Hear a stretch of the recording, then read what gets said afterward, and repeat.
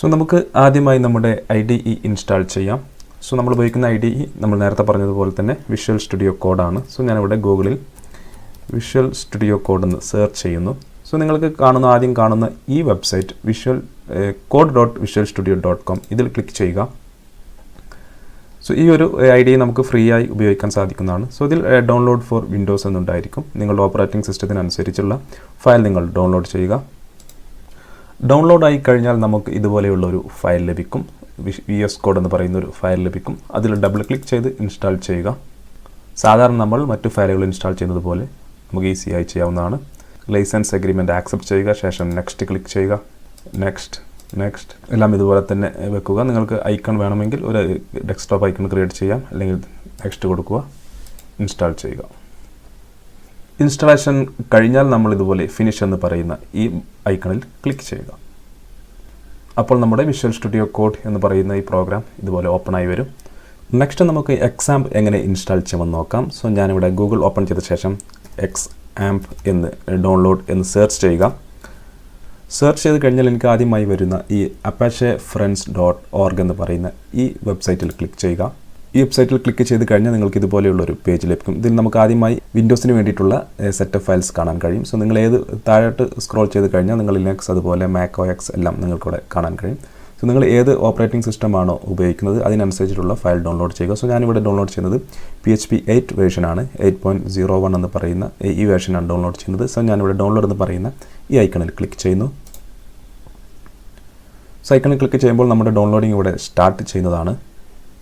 Downloading complete ആയി കഴിഞ്ഞാൽ നമുക്ക് ഇതുപോലെയുള്ള XAMPP വിൻഡോസ് x64 എന്ന് പറയുന്ന ഇതുപോലെയുള്ള ഒരു സെറ്റപ്പ് ഫയൽ ലഭിക്കുന്നതാണ്. സോ അതിൽ ഡബിൾ ക്ലിക്ക് ചെയ്ത് നമ്മളത് ഇൻസ്റ്റാൾ ചെയ്യുക. ശേഷം ഈ നെക്സ്റ്റ് എന്ന് പറയുന്ന ബട്ടണിൽ ക്ലിക്ക് ചെയ്യുക. ശേഷം നമ്മളോട് ഏതൊക്കെ സോഫ്റ്റ്വെയർ ആണ് വേണ്ടതെന്ന് ചോദിക്കും. നമുക്കിപ്പോൾ തൽക്കാലം Apache, MySQL, PHP ഇത് മൂന്നും മതി. ബാക്കിയൊന്നും നമുക്ക് ആവശ്യമില്ല. നിങ്ങൾക്ക് ആവശ്യമുണ്ടെങ്കിൽ നിങ്ങൾക്ക് അത് ഇൻസ്റ്റാൾ ചെയ്യാം. സോ ഞാൻ ആവശ്യമില്ലാത്തത് ഞാൻ അൺചെക്ക് ചെയ്യുന്നു. സോ നമ്മളിപ്പോൾ സെലക്ട് ചെയ്തത് PHP MyAdmin, PHP അതുപോലെ MySQL, Apache ഈ 4 സോഫ്റ്റ്വെയർ ആണ് നമ്മൾ ഇവിടെ ഇൻസ്റ്റാൾ ചെയ്യാൻ പോകുന്നത്. ശേഷം ഞാൻ നെക്സ്റ്റ് ക്ലിക്ക് ചെയ്യുന്നു. ശേഷം C ഡ്രൈവിൽ നമ്മൾ XAMPP എന്ന് പറയുന്ന ഈ ഫോൾഡറിലാണ് നമ്മളിത് ഇൻസ്റ്റാൾ ചെയ്യുന്നത്. ശേഷം ഞാൻ നെക്സ്റ്റ് ക്ലിക്ക് ചെയ്യുന്നു. ശേഷം നെക്സ്റ്റ് സോ നമ്മുടെ ഇൻസ്റ്റാളേഷൻ ഇപ്പോൾ സ്റ്റാർട്ട് ചെയ്യുന്നതാണ്. ഇൻസ്റ്റാളേഷൻ കംപ്ലീറ്റ് ആയി കഴിഞ്ഞാൽ നമുക്ക് ഇതുപോലെയുള്ളൊരു വിൻഡോ ലഭിക്കും. ഇതിൽ നമ്മൾ ഈ ഫിനിഷ് എന്ന് പറയുന്ന ഈ ബട്ടണിൽ ക്ലിക്ക് ചെയ്യുക. ഫിനിഷ് എന്ന് പറയുന്ന ബട്ടണിൽ ക്ലിക്ക് ചെയ്ത് കഴിഞ്ഞാൽ നമുക്ക് ഇതുപോലെയുള്ളൊരു XAMPP കൺട്രോൾ പാനൽ ഇതുപോലെ ഓപ്പൺ ആയി വരും. സോ ഇതിൽ നിങ്ങൾക്ക് Apache അതുപോലെ MySQL എന്ന് പറയുന്ന 2 സർവീസസ് കാണാൻ കഴിയും. സോ ഇത് നമുക്ക് രണ്ടും നമ്മുടെ PHP പ്രോഗ്രാമിന് വേണ്ടി നമുക്ക് സ്റ്റാർട്ട് ചെയ്യേണ്ടതുണ്ട്. സോ നമ്മൾ ഈ 2 സർവീസ് സ്റ്റാർട്ട് എന്ന് പറയുന്ന ഈ ബട്ടണിൽ ക്ലിക്ക് ചെയ്യുക.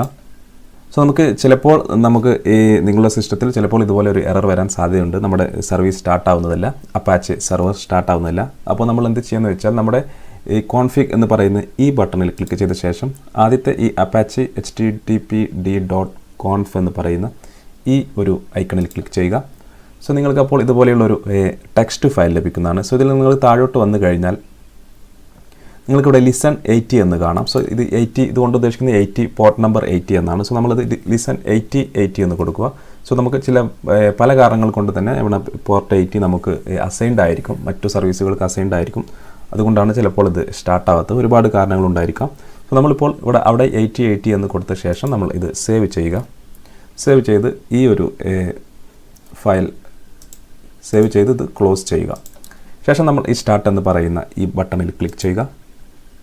അപ്പോൾ നമ്മുടെ സർവീസ് ഇവിടെ സ്റ്റാർട്ട് ആവുന്നതാണ്. നിങ്ങൾക്കിവിടെ കാണാം പോർട്സ് 80. അതുപോലെ നമുക്ക് MySQL ഇതുപോലെ സ്റ്റാർട്ട് എന്ന് പറയുന്ന ബട്ടണിൽ ക്ലിക്ക് ചെയ്യുക. സോ MySQL അതുപോലെ നമുക്ക് ഇതുപോലെ സ്റ്റാർട്ട് ആവുന്നതാണ്. സോ നമ്മൾ 2 സർവീസ് ഇപ്പോൾ സ്റ്റാർട്ട് ചെയ്തു, Apache അതുപോലെ MySQL. സോ നമുക്ക് ഇതെല്ലാം കറക്റ്റായി വർക്ക് ചെയ്യുന്നുണ്ടോ എന്ന് നോക്കാം. സോ നമ്മൾ ബ്രൗസർ ഓപ്പൺ ചെയ്ത ശേഷം നമ്മളിവിടെ ലോക്കൽ ഹോസ്റ്റ് 8080 എന്ന് ഇതുപോലെ ലോക്കൽ ഹോസ്റ്റ് :8080 എന്ന് ഇതുപോലെ എൻ്റർ ചെയ്ത ശേഷം എൻ്റർ ചെയ്യുക. എൻ്റർ ചെയ്ത് കഴിഞ്ഞാൽ നമുക്ക് ഇതുപോലെയുള്ളൊരു window XAMPP, Apache, MariaDB, PHP ഇതുപോലെയുള്ളൊരു പേജ് ലഭിക്കുന്നുണ്ടെങ്കിൽ നമ്മൾ XAMPP സെർവർ സക്സസ്ഫുള്ളി ഇൻസ്റ്റാൾ ചെയ്തു എന്ന് മനസ്സിലാക്കാം. അതിനുശേഷം നമുക്ക് ലോക്കൽ ഹോസ്റ്റ് 8080/php MyAdmin എന്ന് സോ അപ്പോൾ നമുക്ക് ഇതുപോലെയുള്ളൊരു അഡ്മിൻ പാനൽ, ഇതുപോലെയുള്ളൊരു database admin panel, MySQL panel ലഭിക്കുന്നുണ്ടെങ്കിൽ, സോ നമ്മൾ MySQLും സർവീസും നമ്മൾ സക്സസ്ഫുള്ളി ഇൻസ്റ്റാൾ ചെയ്തു, അത് വർക്ക് ചെയ്യുന്നുണ്ടെന്ന് ഇതിൽ നിന്ന് മനസ്സിലാക്കാം.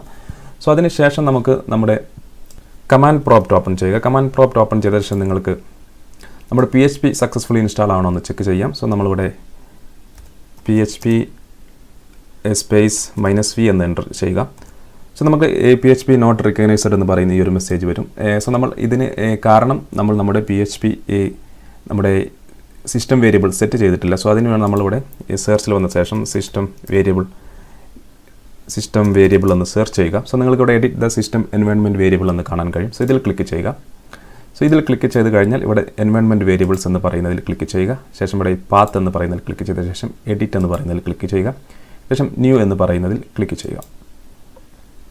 ന്യൂ എന്ന് പറയുന്നതിൽ ക്ലിക്ക് ചെയ്ത ശേഷം നമ്മുടെ C ഡ്രൈവ് ഓപ്പൺ ചെയ്യുക. C ഡ്രൈവിൽ നമ്മളിപ്പോൾ ഇൻസ്റ്റാൾ ചെയ്ത XAMPP എന്ന് പറയുന്ന ഫോൾഡർ ഇവിടെ കാണാൻ കഴിയും. സോ അതിൽ ഡബിൾ ക്ലിക്ക് ചെയ്യുക. സോ അതിൽ ഡബിൾ ക്ലിക്ക് ചെയ്ത് കഴിഞ്ഞാൽ നമുക്കിവിടെ PHP എന്ന് പറയുന്ന ഒരു ഫോൾഡർ കാണാൻ കഴിയും. സോ ഇതിലാണ് നമ്മുടെ PHP നമ്മൾ ഇൻസ്റ്റാൾ ചെയ്തിട്ടുള്ളത്. സോ അത് ഓപ്പൺ ചെയ്യുക. ഓപ്പൺ ചെയ്ത് മുകളിൽ വന്ന ശേഷം ആ ഒരു പാത്ത് ഇവിടെ നിന്ന് കോപ്പി ചെയ്യുക.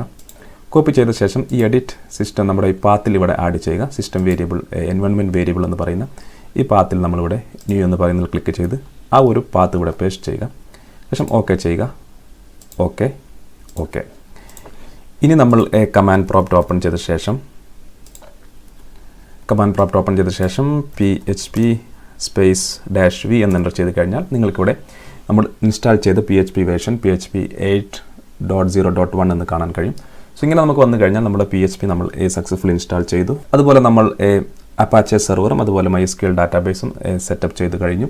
സോ ഇപ്പോൾ അതുപോലെ നമ്മൾ VS കോഡും ഇൻസ്റ്റാൾ ചെയ്ത് കഴിഞ്ഞു. ഇനി നമുക്ക് നമ്മുടെ ആദ്യത്തെ പ്രോഗ്രാം ഇതെല്ലാം ഇതുപോലെ സർവീസ് സ്റ്റാർട്ട് ചെയ്ത ശേഷം നമ്മൾ മിനിമൈസ് ചെയ്ത് വെക്കുന്നു. സോ ഇനി നമുക്ക് നമ്മുടെ ആദ്യത്തെ പ്രോഗ്രാം ക്രിയേറ്റ് ചെയ്യാം.